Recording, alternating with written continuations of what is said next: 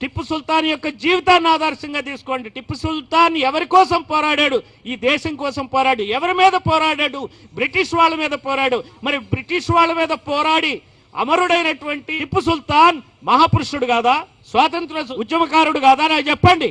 అల్లూరి సీతారామరాజు స్వాతంత్ర ఉద్యమకారుడు అంటారు, గాంధీని అంటారు, నెహ్రూని అంటారు, అందరినీ అంటారు. మరి టిప్పు సుల్తాన్ అంటాలో మీకు అడ్డమేంటి చెప్పండి? టిప్పు సుల్తాన్ హిందువులకు వ్యతిరేకంగా ఏమైనా పనిచేశాడా? టిప్పు సుల్తాన్ మీద పనిచేసింది, దాడెత్తింది, బ్రిటిష్తో చేతులు కలిపింది ఎవరు?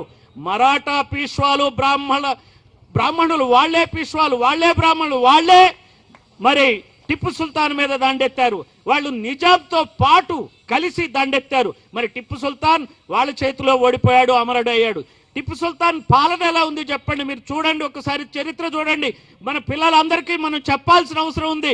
టిప్పు సుల్తాన్ ఎన్నో దేవాలయాలకి ఆయన డబ్బులు ఇచ్చాడు, విరాళాలు ఇచ్చాడు, దేవాలయ అభివృద్ధి కృషి చేశాడు, మాన్యాలు ఇచ్చాడు, భూములు ఇచ్చాడు. అటువంటి టిప్పు సుల్తాన్ శృంగేరి పీఠానికి ఇచ్చాడు. శృంగేరి పీఠంలోని మఠాధిపతులకి రాసిన ఉత్తరాలు మీరు చూసుకోండి. పిల్లలందరూ చాట్ జీపీటీ చూస్తారు, ఆర్టిఫిషియల్ ఇంటెలిజెన్స్ చూస్తారు, మీరు చెక్ చేసుకోండి. ఆ లెటర్లనే బయటపడతాయి. మా టిప్పు సుల్తాన్ ఈ హిందూ దేవాలయానికి ఈ భూమి ఇచ్చాడని ఖచ్చితంగా చెప్పండి. మీరు పాలకుడుగా అందరినీ ప్రేమతో ఆయన పాలించాడు. అంతేకాదు ఆయన మేల్కోటి దేవాలయానికి, నంజనగూడ దేవాలయానికి, ఎన్నో దేవాలయాలకి, హిందూ దేవాలయాలకి ఆయన సాయం చేశాడు. ఆయన శ్రీరంగపట్నంలో మరి ఎట్లాంటి టెంపుల్ ఉందండి? శ్రీరంగపట్నంలో టెంపుల్ మీకు తెలుసు కదా. మరి ఎక్కడైతే మన రామానుజాచార్యులు శ్రీరంగపట్నం టెంపుల్ ఎక్కి మరి ఏం చెప్పాడు?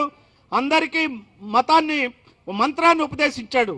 నమో నారాయణ అనే నారాయణ మంత్రాన్ని ఉపదేశించి హిందూ మత వ్యాప్తి కోసం ఆయన కష్టపడ్డాడు. అటువంటి టెంపుల్ ఎవరి కాలంలో ఉంది? ఈయన టిప్పు సుల్తాన్ కాలంలో చెక్కు చెదరకుండా ఉంది.